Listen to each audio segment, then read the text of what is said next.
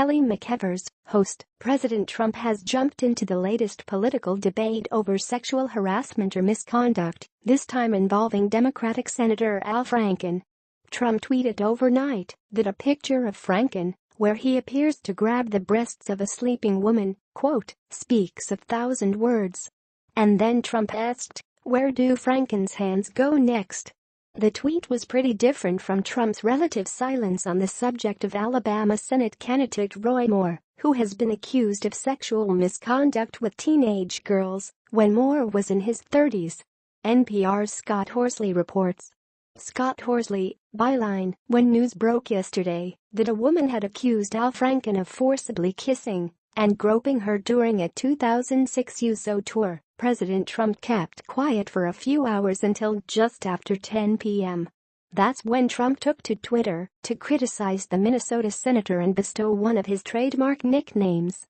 The Al Frankenstein picture is really bad, Trump said, referencing a photo in which the former comedian mugs for the camera while grasping the chest of a sleeping woman.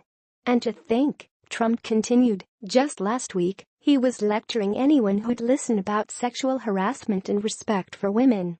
Dianne Bystrom, quite frankly, I'm kind of surprised that he went there. Horsley, Dianne Bystrom heads of Center for Women and Politics at Iowa State University. She says Trump's comments on Franken are particularly startling because he's had so little to say about Roy Moore, the GOP Senate candidate from Alabama. Trump has repeatedly ducked questions on Moore, who's accused of sexual misconduct with teenagers. Bystrom, most politicians realize that you have to denounce that kind of behavior on both sides of the aisle. And I think for him to get involved with Al Franken and then not call out Roy Moore is problematic. And I think most Republicans would say that. Horsley, other national Republicans, including Senate GOP leader Mitch McConnell, have urged Moore to step aside from the Senate race. But through his spokeswoman, Sarah Sanders, Trump has tried to remain neutral. Soundbite of press conference. Sarah Huckabee Sanders, the president believes that these allegations are very troubling and should be taken seriously. And he thinks that the people of Alabama should make the decision on who their next senator should be. Horsley, of course any discussion of sexual misconduct is a potential minefield for this president. He faced his own charges of sexual misconduct.